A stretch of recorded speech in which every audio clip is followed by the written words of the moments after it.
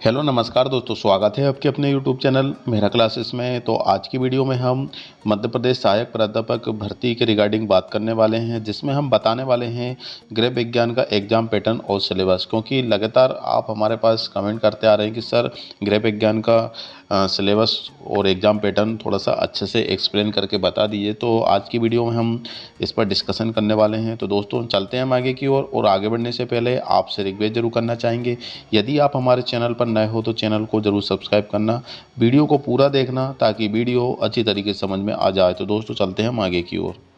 तो जहाँ पर हम देख सकते हैं कि अभी हम आपको ऑफिशियल नोटिफिकेशन पर लेकर आए हैं मध्य प्रदेश लोक सेवा आयोग सहायक प्राध्यापक परीक्षा 2022 परीक्षा योजना। इसके बाद नीचे हम स्क्रॉल करेंगे तो यहाँ पे आप देख सकते हैं कि इसका जो एग्ज़ाम पैटर्न है इस टाइप से है। और ऑलरेडी आपको पता है कि इस बार दो पेपर होंगे। पहला प्रश्न पत्र, पहला जो पेपर होगा वो एमपी जीके का होगा, जिसमें मध्य प्रदेश राष्ट्रीय एवं अंतर्राष्ट्रीय स्तर का सामान्य ज्ञान तथा कंप्यूटर का आधारभूत ज्ञान पूछा जाएगा, जिसमें से 50 क्वेश्चन रहेंगे पहला एमपी जीके में से। और इसके एक क्वेश्चन 4 मार्क्स का रहेगा, तो आपके टोटल हो जाएंगे 200 मार्क्स। और इसको सॉल्व करने के लिए आपको यहाँ पे देख सकते हैं कि 1 घंटे का पूरा टाइमिंग मिलेगा। इसके बाद आपका जो दूसरा प्रश्न पत्र होने वाला है वो आपका मेन सब्जेक्ट से रहेगा, जैसे कि आप होम साइंस से हैं, हिंदी से हैं, सोशोलॉजी से है, साइकोलॉजी से, एनीथिंग्स। तो मेन सब्जेक्ट का जो पेपर रहेगा उसमें से 150 क्वेश्चन पूछे जाएंगे। 150 क्वेश्चन रहेंगे तो एक क्वेश्चन 4 मार्क्स का रहेगा, जैसे कि पहले क्वेश्चन में था। तो इस हिसाब से आपके 600 मार्क्स का ये सेकंड पेपर रहेगा। और इसको सॉल्व करने के लिए आपको पूरा टाइमिंग मिलेगा 3 घंटे का। इस हिसाब से यदि दोनों क्वेश्चन को मिलाते हैं तो 200 क्वेश्चन आपके पास रहेंगे, और 200 दोनों के मार्क्स हो जाएंगे 800, और दोनों के टाइमिंग हो जाएगी 4 घंटे। इसके बाद तीसरी जो स्टेप रहेगी हमारी वो साक्षात्कार मतलब इंटरव्यू, जो कि सबकी प्रॉब्लम क्रिएट करने वाला है, क्योंकि इसका जो इंटरव्यू है वो 100 मार्क्स का रखा गया है। और एक चीज़ और है कि इसका जो इंटरव्यू है हट भी सकता है, क्योंकि 2017-18 में भी इंटरव्यू के लिए नोटिफिकेशन आया था, लेकिन एग्ज़ाम होते होते इसका इंटरव्यू हटा दिया गया था। तो इस बार भी चांसेस है कि सितंबर अक्टूबर के महीने में इसका एग्ज़ाम बताया गया है, तो हो सकता है कि इसका जो एग्ज़ाम है इंटरव्यू है वो हटा दे, क्योंकि इसका विरोध स्टार्ट हो चुका है। तो टोटल देखा जाए तो यहाँ पे 900 मार्क्स के हम पेपर देने वाले हैं 2023 में एमपी असिस्टेंट प्रोफेसर के लिए।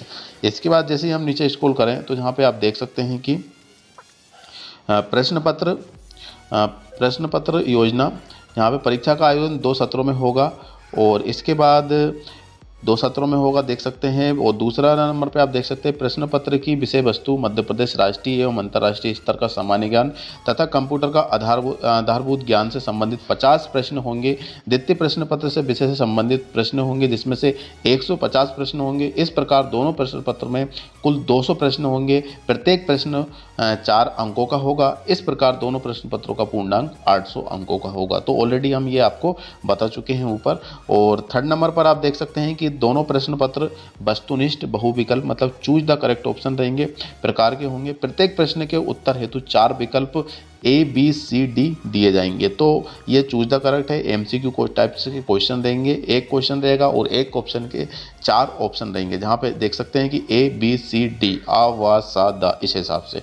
तो अभ्यर्थी उक्त विकल्पों में से केवल एक ही सही विकल्प का चयन करना होगा। अभ्यर्थी द्वारा एक से अधिक विकल्पों का चयन करने पर उत्तर निरस्त कर दिया जाएगा। तो ध्यान रखना, कभी कभी ऐसा होता है कि हम किसी ABCD में से किसी एक को चूज़ कर लेते हैं और फिर बाद में ध्यान आता है कि ये तो नहीं था, फिर हम दूसरे को भी टिक लगा देते हैं। तो ऐसा नहीं करना है, सोच समझ के लगाना है। यदि आप 2 आंसर पर क्लिक करते हैं, जैसे A या फिर C या फिर B या फिर D, तो दोनों लगा देते हैं, तो आपका जो आंसर है वो निरस्त कर दिया जाएगा और आपको मार्क्स नहीं मिलेंगे। तो ध्यान रखना, हमको एक ही चूज़ करना है, सोच समझकर इसको क्लिक करना है। ए है, B है, C है, D है।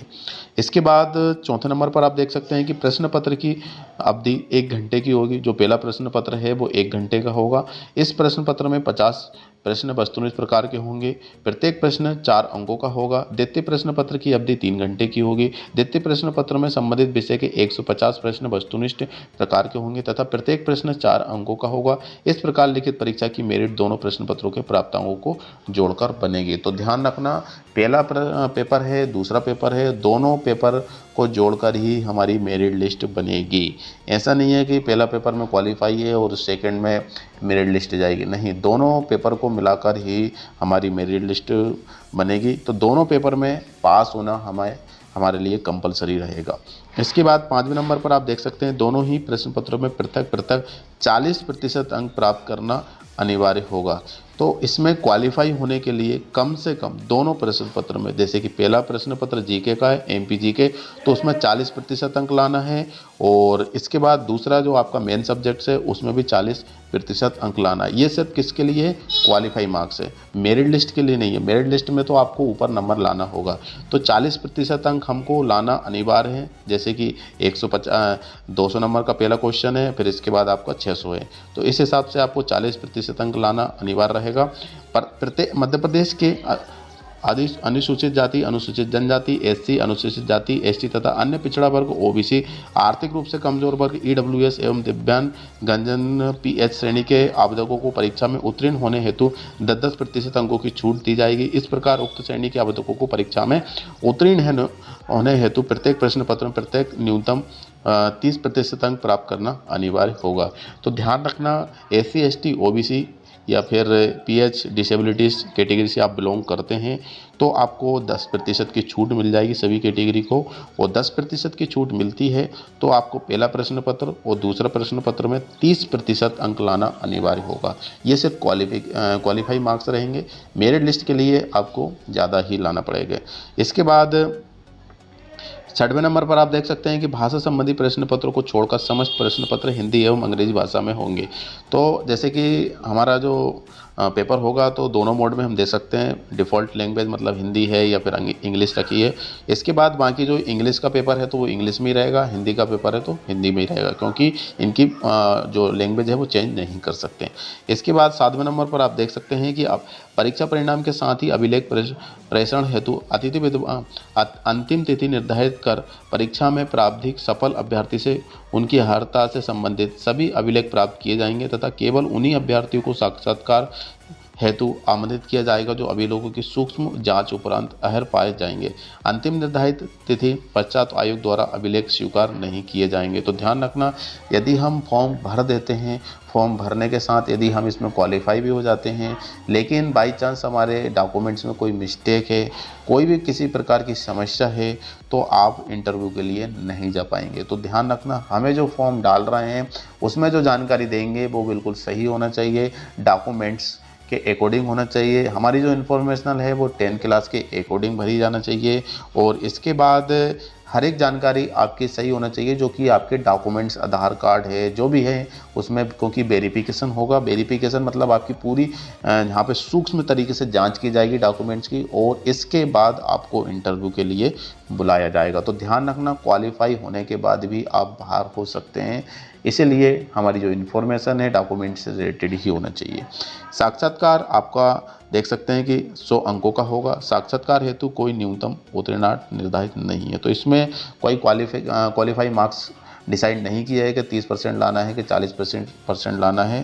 तो इसके बाद यहाँ पे हम देख सकते हैं कि चयन प्रक्रिया के प्रथम चरण में संबंधित प्रश्न पत्र की ऑफलाइन पद्धति OMR सीट आधारित परीक्षा, ऑफलाइन परीक्षा का आयोजन किया जाएगा। तो आपका जो एग्ज़ाम है वो ऑफलाइन मोड से लिया जाएगा, OMR सीट पे लिया जाएगा और ऑफलाइन मोड से। इसके बाद यहाँ पे आप देख सकते हैं कि प्रकाशित 7 दिवस की अवधि में आपत्ति प्राप्त की जा सकती है। जैसे रिजल्ट आता है, किसी को डाउट है कि नहीं ऐसा नहीं होना चाहिए, तो आप 7 दिन के अंदर अंदर इस पर कोई आपत्ति लगा सकते हैं। इसके लिए आपको शुल्क देना होगा, मतलब चार्ज देना होगा, और शुल्क देने के बाद उसकी आपका जो शुल्क है, चार्ज है, वो वापस भी नहीं किया जाएगा। ऐसे ही कुछ इसमें दिया गया है।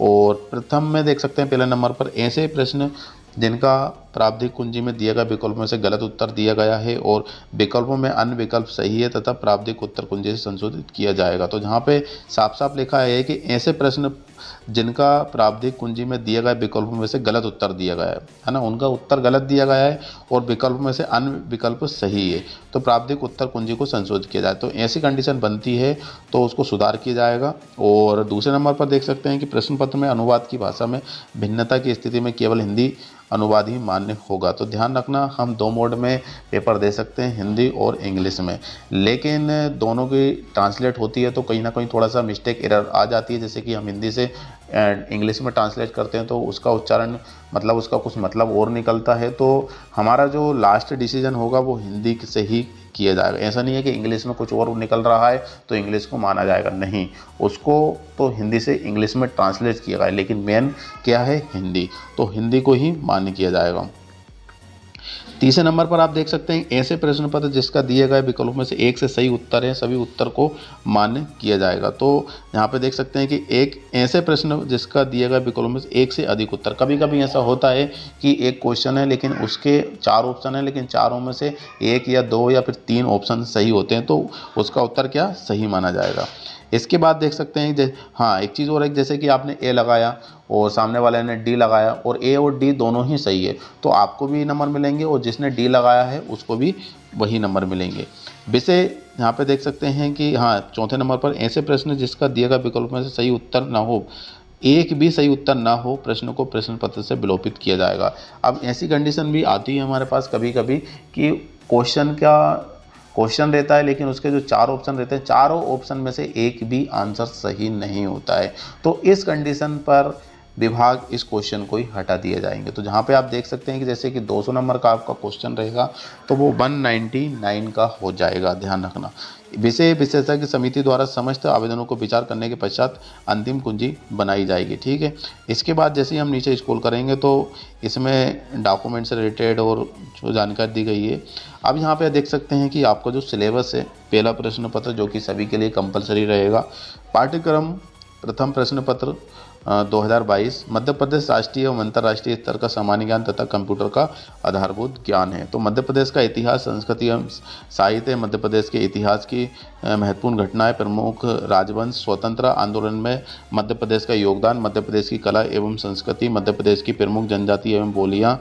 इसके बाद जहाँ पे देख सकते हैं मध्य प्रदेश के प्रमुख त्यौहार, लोक संगीत एवं लोक कलाएँ, और इसी के साथ यहाँ पे दूसरे नंबर पर देख सकते हैं कि मध्य प्रदेश का भूगोल है। इसके बाद तीसरे नंबर पर देख सकते हैं कि मध्य प्रदेश की राजनीति एवं अर्थशास्त्र, जिसके अंतर्गत और भी टॉपिक्स दिए गए हैं। और चौथे नंबर पर आप देख सकते हैं कि अंतर्राष्ट्रीय एवं मध्य प्रदेश की महत्वपूर्ण समस्याएं, घटनाएं, और इसके अंदर भी टॉपिक्स दिए गए हैं। तो टॉपिक्स यहाँ पे आप देख सकते हैं कि यहाँ पे टोटल जो टॉपिक्स हैं वो मेन 5 है और इसके अंतर्गत यहाँ पे देख सकते हैं कि उसके अंदर भी और टॉपिक्स दिए गए। तो तैयारी हमको करना होगा इन सब की। इसके बाद यहाँ पे आप देख सकते हैं कि assistant professor exam syllabus paper first, तो जो इंग्लिश मोड में दिया गया था, सॉरी हिंदी मोड में, उसी को इंग्लिश मोड में ट्रांसलेट किया गया है। आप चाहो तो इंग्लिश से पढ़ सकते हैं, आप चाहो तो हिंदी से पढ़ सकते हैं, और सेम है दोनों, ऐसा नहीं है कि अलग अलग है। इसके बाद आपका जो मेन सब्जेक्ट है, मेन सब्जेक्ट देख सकते हैं कि आप होम साइंस का हम बता रहे हैं, जैसे कि गृह विज्ञान। तो इकाई 1 है जिसमें भोज विज्ञान है, जिसमें देख सकते हैं कि भोज समूह संरचना एवं संगठन प्रकार तैयार करना एवं संग्रहण। इसके बाद खाद्य संरक्षण संपूर्ण अंकुरण, और इसी तरीके से इकाई 1 है तो यहाँ पे यूनिट फर्स्ट दे रखी है। इसके बाद यहाँ पे फूड साइंस है, food groups, structure and composition, types, preparations and storage. और इकाई 2 में देख सकते हैं पोषण विज्ञान है, और यूनिट 2 में देख सकते हैं कि न्यूट्रिशन साइंस है। इसी तरीके से इकाई 3 है, इकाई 4 है, और इकाई 5 है, इकाई 6 है, इकाई यहाँ पे 7 है, इकाई 8 है, इकाई यहाँ पे 9 है, और इकाई ये 10 है। तो इस तरीके से आपका ये सिलेबस है। एग्ज़ाम पैटर्न ऑलरेडी देख चुके हैं, ऐसा ही सभी सब्जेक्ट के लिए रहेंगे, बस सिलेबस अलग रहेगा लेकिन एग्ज़ाम पैटर्न सभी का सेम रहेगा। पहला जो पेपर है आपका MPG के सभी के लिए कंपलसरी रहेगा, और आपका जो सेकंड पेपर है आपका मेन सब्जेक्ट से रहेगा। तो उम्मीद करते हैं कि आपको ये एग्ज़ाम पैटर्न सिलेबस समझ में आ गया होगा। वीडियो डिस्क्रिप्शन में इन सभी की लिंक मिलेगी, आपको डाउनलोड कर सकते हैं। और स्टडी स्टार्ट कर सकते हैं। कोई डाउट है तो बिल्कुल हमें यूट्यूब कमेंट सेक्शन में कमेंट कर सकते हैं। तो दोस्तों आज के लिए बस इतना ही, फिर से मिलेंगे नई वीडियो के साथ। जब तक के लिए जय हिंद, जय भारत।